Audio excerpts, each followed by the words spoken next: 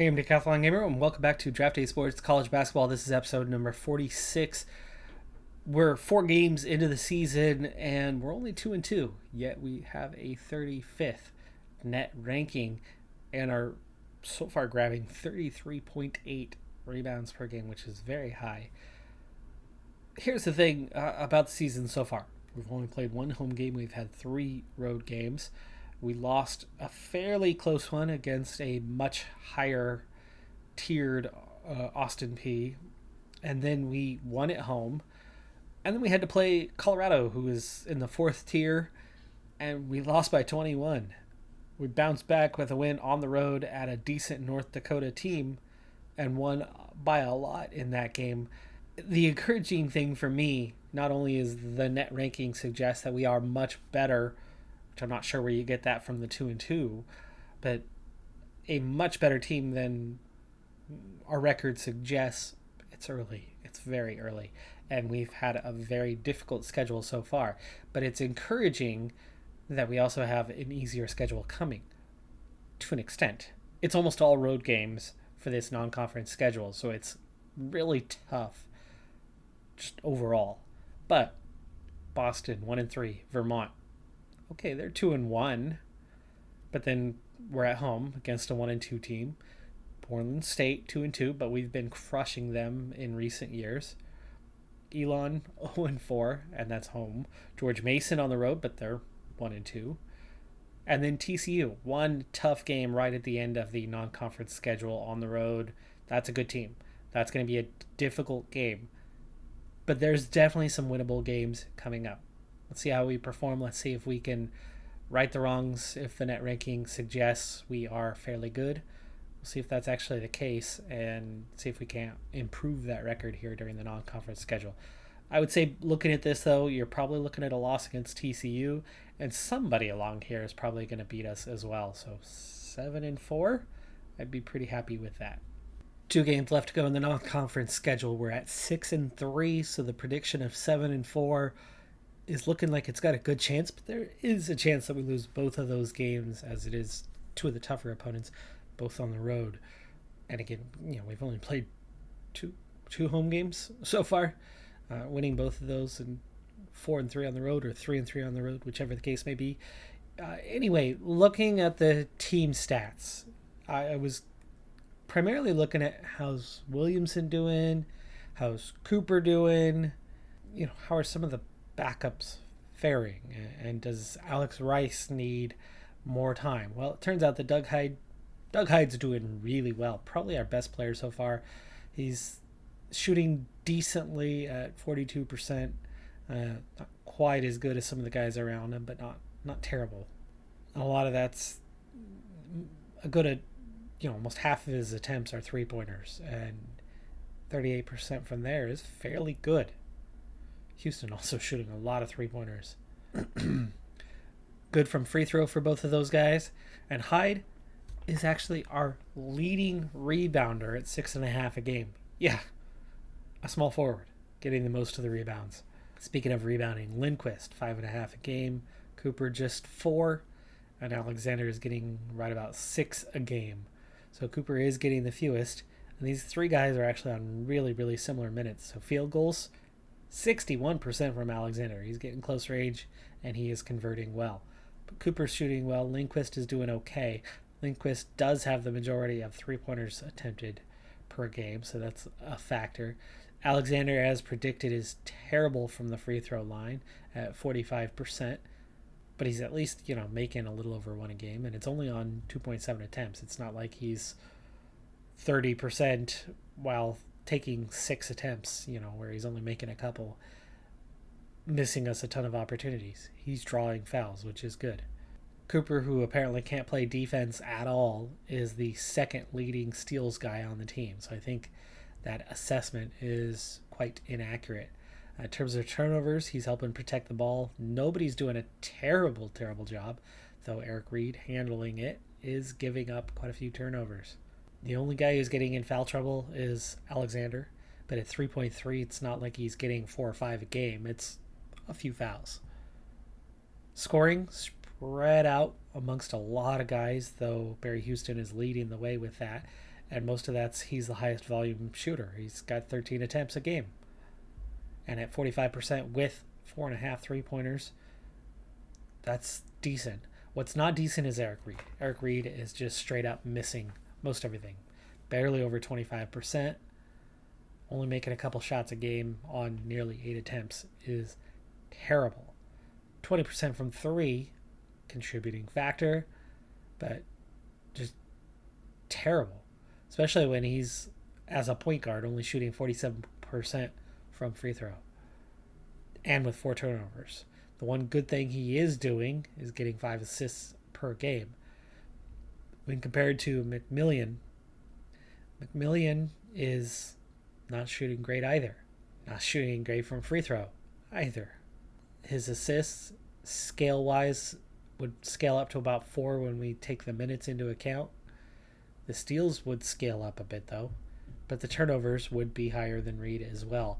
So I don't think we're necessarily gaining anything if we start giving more minutes to McMillian. But it could be good. So I'm thinking maybe, just maybe, we take a couple more minutes and assign them to McMillian off of Reed, because Reed is just doing really poor. And maybe lower that volume just a little bit and see how that goes. So the other loss we picked up was the next game from where we had left off when we were 2-2. So we started the season 2-3 overall. Now we only had one home game in that stretch, but still, since then 6-0, just 2 home games in that stretch. So it's not like we've been, we've had a really, really tough schedule, and these last 2 games were fairly tough ones. George Mason was 6-3. We beat him by 10 on the road. TCU was, I think, also 6-3 at the time that we played them, or 6-4 when we played them. Either way, much higher conference opponent, and we beat them by 10 on the road. So now 8-3, we've wrapped up the non-conference schedule. Our net ranking, not as strong as it's been in years past. It's 78, but it's good. The rebounds are very high at 35 a game. But our point differential is not like past seasons, right? We're only +6 right now, 20 assists per game. We do have some problems in the side. Rebounds, not one of those problems. But coming up, looking at the upcoming games, you would figure we're going to start at least 4-0. Florida Atlantic only 4-7, but they were 4-1 at home, and we do have to play them, on the road for that. So that could be a challenging game. But you're looking at some pretty easy ones until you get down to, like, say, Coastal Carolina, 4-1 at home. Citadel, who we've gone up with, we have them on the road. So there's another tough game. James Madison's another tough game. But looking at that schedule, you figure we're in for another automatic promotion kind of year. But are we in for the top of the conference? Don't know. How good can we expect? In terms of the net rankings, we are the only one in the top 100. In fact, we're the only one in the top 145. Citadel at 148 is second best, and do appear to be, the next best team around us. Looks like you've got a good 6 teams that are pretty bad. 6 teams that are pretty bad here in the conference. Handful of teams that are okay. That, they're hanging in there at the moment. Things are going to shake up, but I think the biggest opponents that we're going to face, Binghamton looks okay with 161. Coastal Carolina, hard to say. That net's not very good. They could drop off a bit, but somebody's got to win these games, right? It's not just us. Every time you play, one team wins, one team loses. So somebody's going to have a decent record in the league. But it is looking like Citadel and James Madison are once again going to be the closest that we're going to face this season. And based on that non-conference schedule, offensive rating 65th at this point. Defensive rating is 102nd. Net rating 79th, right where we fit in net rank-wise. So it seems like that's about the right place. That looks like a team on the outside looking in in terms of the tournament unless we get the automatic bid by winning the conference tournament. We do appear to be a little bit stronger than everybody else in the conference, but maybe not. Rebounds per game, 13th. That one did look to be exceptionally high. Blocks is also pretty high. The assists is pretty high. The points per game is looking good. We'll see how things actually shape up once we get into this conference schedule on where the team really does slot in. But outside of 2 or 3 games, it looks like we have a lot of winnable conference games this season. So we might benefit from a favorable schedule where we didn't have the favorable non-conference. We do appear to have the favorable conference schedule, but we do have a couple difficult road games against the next best teams in the league on the road. So they are going to benefit at least from only having to play us at home.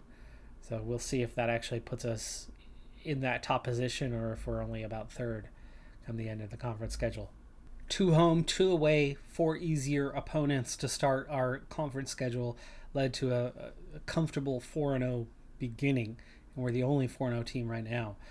There are a handful of 3-1 teams, including the 2 major opponents of Citadel, James Madison, who have carried over from last year's conference where we were neck and neck with those 2.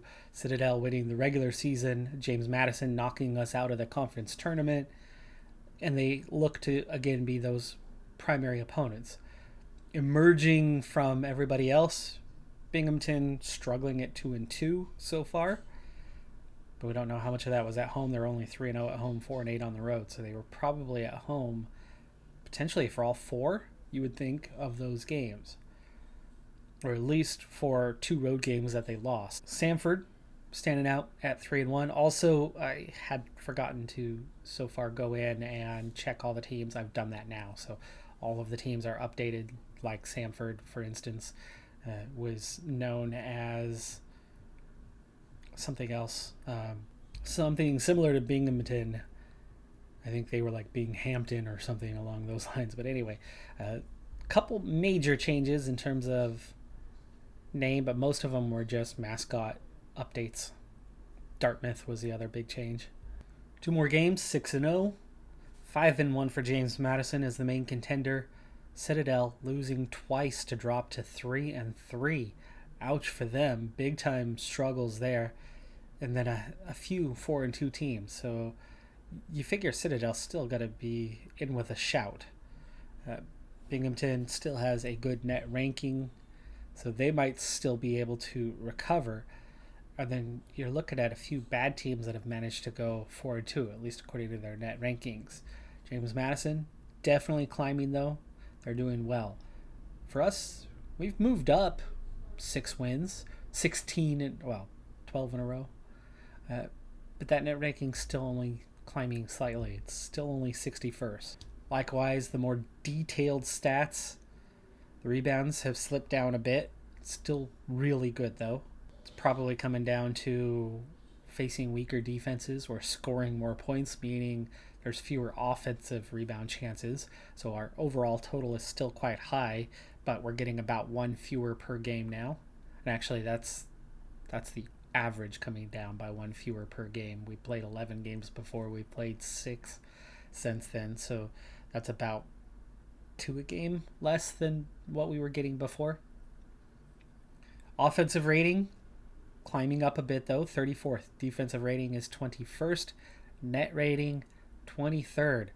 So our performance now against some weaker opposition really picking up those stats in a very strong sort of way.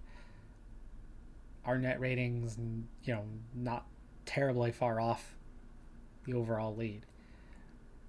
That suggests now that we are looking like a team destined for the tournament, but not just yet, right? We still have some work to do. We still have 10 conference games to play, and we still have our 2 to 3 hardest games on the calendar, at least the conference calendar, still ahead of us. So will we stay this strong? You would think that if we have 10 to go and only 3 hard games and we're 6-0 so far, chances are we're going to have a pretty good record in conference. You would think 13-3, entirely possible. I think I'd be really disappointed if we only go 12-4. If we go 6-4 over the next 10, would probably be pretty dang poor.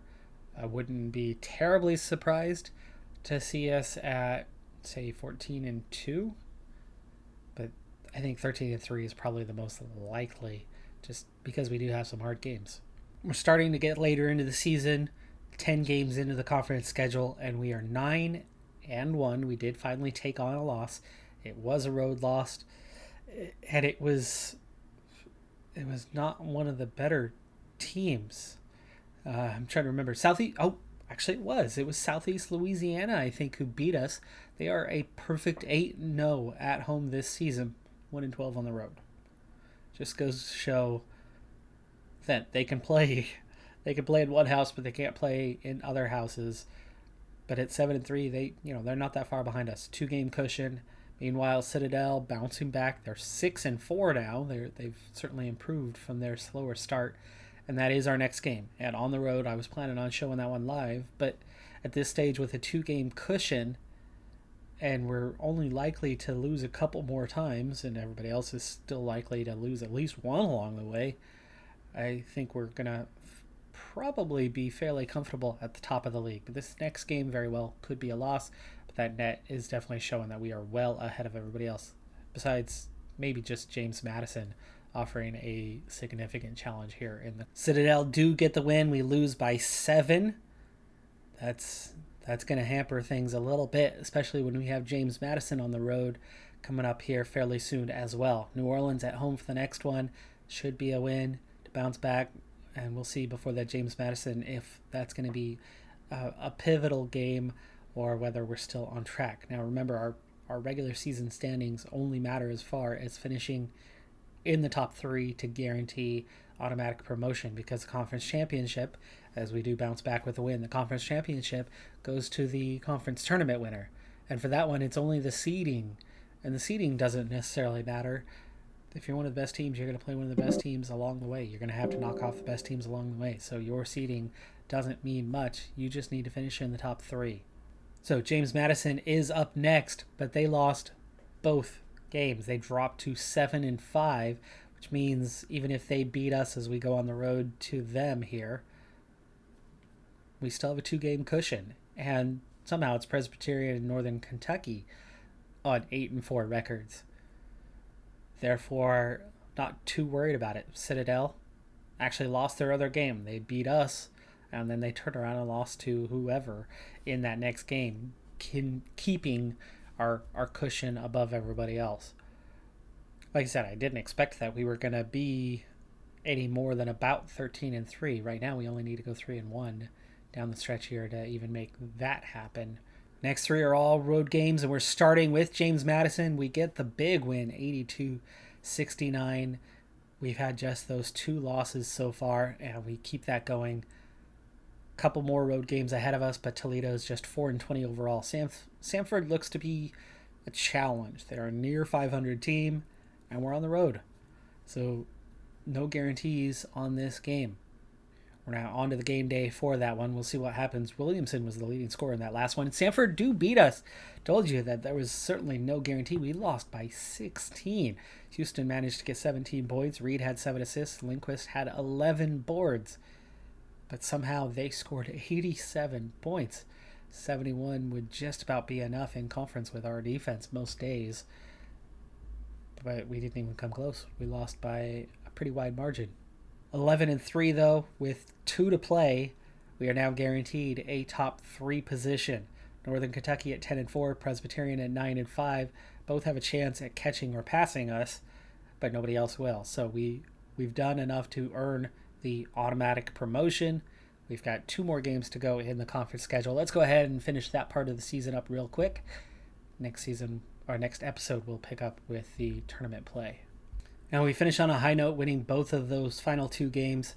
Final standings, 13-3, right where I thought we would be. Net at 56, meaning good enough to make the tournament, even if we don't win the conference tournament. 21 wins so far this season should be just about enough as well to get a bid either way. But terms of placement, I don't know. We're a notch below where we were a year ago. Last we saw, those net rankings were actually a little higher than a year ago. So I think we're pretty close, I'd say, on par with where we were about a year ago, other than the fact that we did take the regular season title, which Citadel had a year ago. This year, just 10-6 for them, down in fourth, not getting the automatic as Presbyterian and Northern Kentucky do. So James Madison and Citadel did well again this year, but they will not have back-to-back promotions, or 3 in a row for Citadel would have been, I believe. For us, though, we continue to climb. That much is guaranteed already. We will enter the conference tournament as the number 1 overall seed. Our 5 toughest opponents that we faced this season, all 5 of them were on the road. Colorado, TCU, Citadel, James Madison, and Southeast Louisiana. All of those were road games. We were 2-3 in those road games. So a good sign that we are fairly good. We are fairly effective. We did well, not great, against those teams. Now, we're going to be neutral territory the rest of the year, where we've fared really well. We're a team that was 11-0 at home. We were 10-6 on the road. 8-3 against the weaker opponents, fairly consistently. But on the road is always a tougher place to play. Not one team in the conference besides myself had a winning record on the road. Citadel, the closest, at 7-8, 9-3 at home. They did have the next best record overall, even though conference-wise, not quite as good, not quite as effective. But you can see, how tight things are here among those top few opponents. Conference championship is anything but one at this point, as we have plenty of work to do if we're going to take it. We look a little more likely than we did a year ago, but again, that net ranking isn't that high, so don't know how that one's going to go at this stage. Neutral ground means we don't have that home court advantage either. We don't have to deal with being on the road, and we're clearly the favorite, but I'm not sure that it means we're going to win it. I'd like to. It'd be nice to get back, get another conference tournament victory. That would be our 4th, I believe, as we continue to climb. But we've still got a long ways to go. As for tournament prospects, I think we're likely to get in, even if we don't win the conference tournament. But I do fear that we might be in for a first round exit. Close contest. I think we're a team just about capable of getting through the first round or so. Depends on what our seed is, who the opponent is. If we get something like a 10 or 11 seed, then I absolutely think we've got a shot at getting out of the first round. But if we're, 13, 14 seed, we're going to have a difficult first round opponent. I think we'd fare too well. If we win the conference tournament, win straight through, get that few more wins under our belt, 24-6, I think we could be seeing a fairly good seed. So for that part, the conference tournament's definitely going to matter. And we certainly don't want a first round exit. That is going to do it for this episode, though. I'm Decathlon Gamer. Like, comment, subscribe. See you next time. Have a good one. Be safe out there. Bye for now.